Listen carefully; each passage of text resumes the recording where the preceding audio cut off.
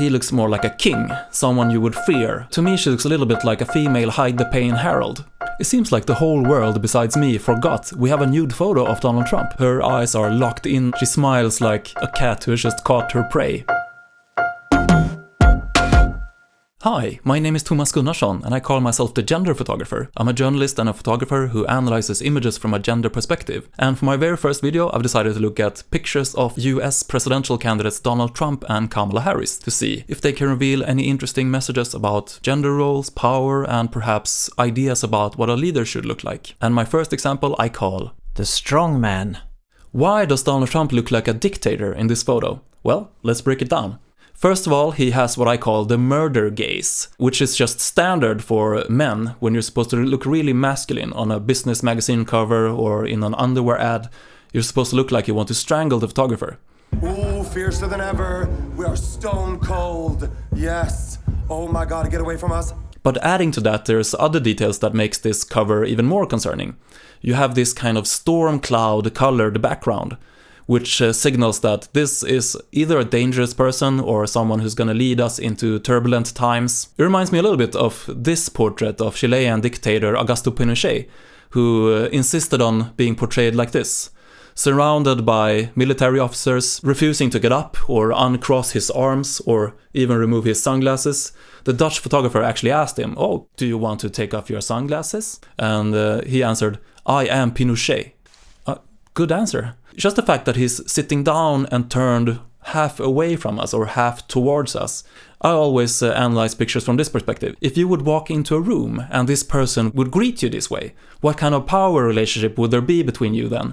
And usually if someone sits down and lets the other person stand, that means that the sitting person has a higher status. And this is something Trump is very aware of when he posted this picture. When Elon Musk came to the White House asking for help on all of his many subsidized projects, I could have said drop to your knees and beg, and he would have done it. And how does he illustrate his point? By showing a picture when he's sitting down and Musk is standing like his waiter or something. And just to add some context, this was Time magazine's cover the year that Trump got elected president and also got Time's title Person of the Year. People often have a misconception that this means that it's someone good, but it simply means the person who has been most in the news and has affected the world the most that year. Both Hitler and Stalin has gotten this title before, so it's not necessarily an endorsement from Time. Now compare this to a photo of Kamala Harris. The friend. Here we have almost the opposite imagery. He is sitting down, she is standing up. He is in a very dark room with very cold, small light source. She is in a fully lit room, nothing to hide. He looks scowling at you. She is smiling, looking completely unproblematic. He looks more like a king, someone you would fear, a very hierarchical view of leadership. She looks like what she often repeats, that she's a public servant, but looks maybe a little bit too willing to run errands for you. She's really like, "Oh, what do you need, Tomas? Do you need some water? Do you need some tea? Oh. Fuck you, I'm the vice president." But these are of course very different magazines. Time is a political magazine, Vogue is a fashion magazine, although it's a very prestigious magazine that's almost like an institution. And people actually criticized this cover a lot. Not only readers of Vogue, but also Kamala and her own team wasn't satisfied. And the complaint was that she doesn't look presidential enough. And they felt that this picture was too casual, too informal. And it's strikingly casual. She has Converse on, jeans, t-shirt. People wrote things like, "She's the first female vice president, have some respect." And Vogue's editor-in-chief, Anna Wintour, she defended the shoot and said that, "I think she looks very, very real and accessible and approachable." And that's interesting because that's not something that's usually demanded of men. Men with power aren't supposed to look accessible unless it's photos taken by the gender photographer. Well, if we break down her body language, I think that it feels a bit awkward. I think she doesn't really look confident. To me, she looks a little bit like a female Hide the Pain Herald. I call this pose, the thing she's doing with her hands, feminine self-control. When you're maybe actually bursting with rage, but still you have to look feminine and pleasant and unproblematic, then you have these knitted hands. But actually, Trump is also doing a version of this, so Maybe it was a gender-neutral post, actually. Vogue has actually photographed Kamala this year as well.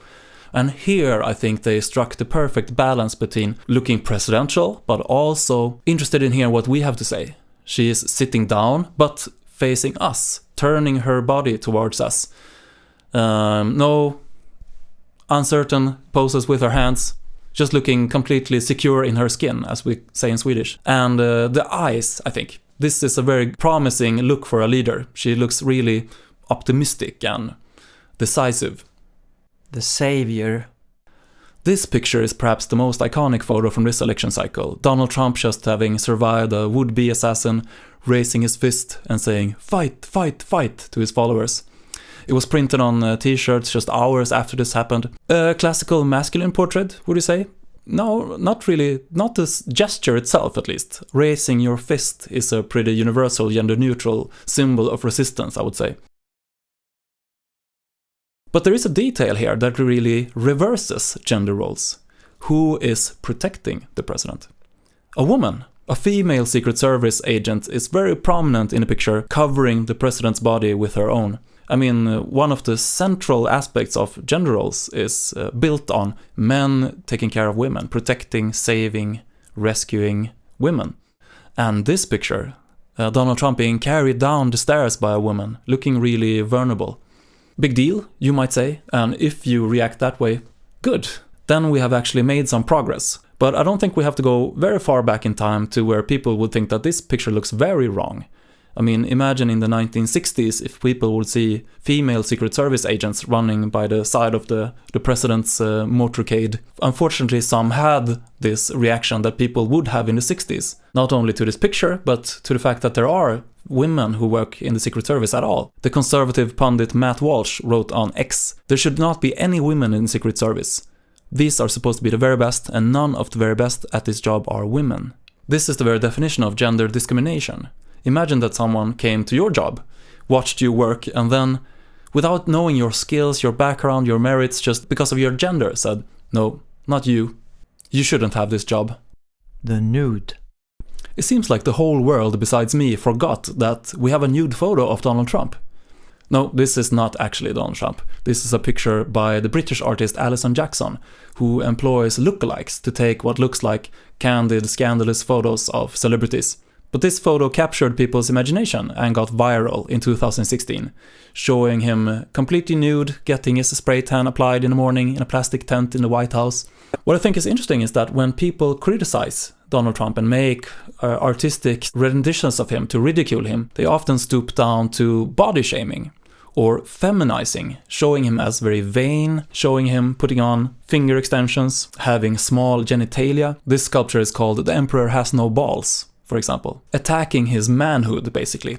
And while I understand the temptation to cut him down to size, so to speak, I wonder if it's really constructive. Because aren't you confirming his view, then, that a leader has to be a real man? And if you use femininity as a way to say that he is pathetic, aren't you saying that femininity is pathetic? The closest comparison I can think of is shaming Putin for oppressing queer people by claiming that Putin is queer.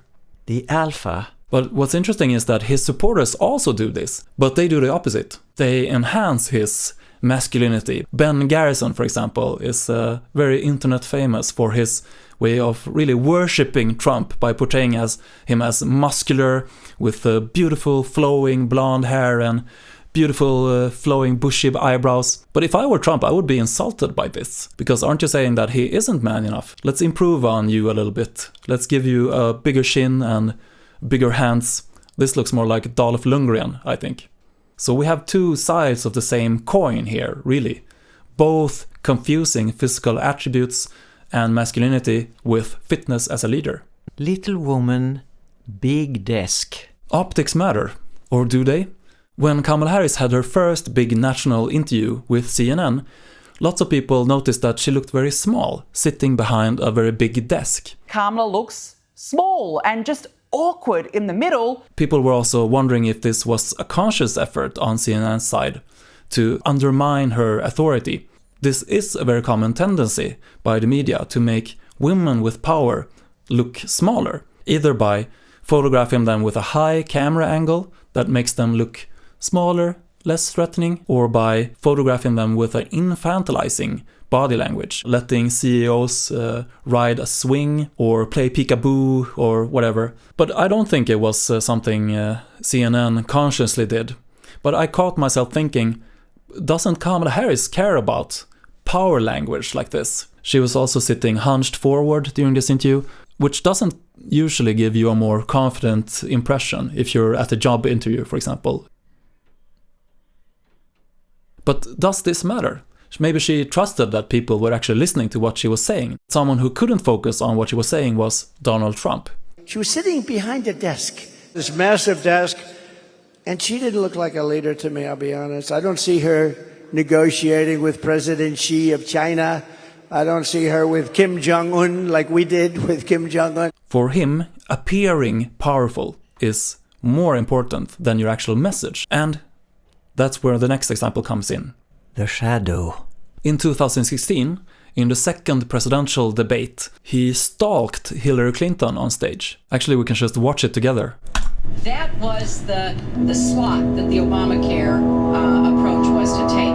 And like I say, and that means the insurance companies get to do pretty much whatever they want. All of those benefits I just mentioned are lost. 20 million people now have health insurance. Was the slot that the Obamacare approach was to take. And like I say, 20 million people.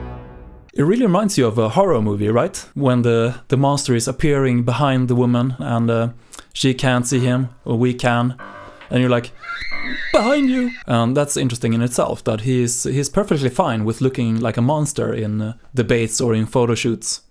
But this was of course about dominance. He wanted to visually show everyone that I'm more fit as a leader, because I'm bigger, I'm stronger. And I think I was going for the conclusion that Kamala Harris maybe doesn't really play these kind of power games, until I saw my final and favorite example, which I call The handshake.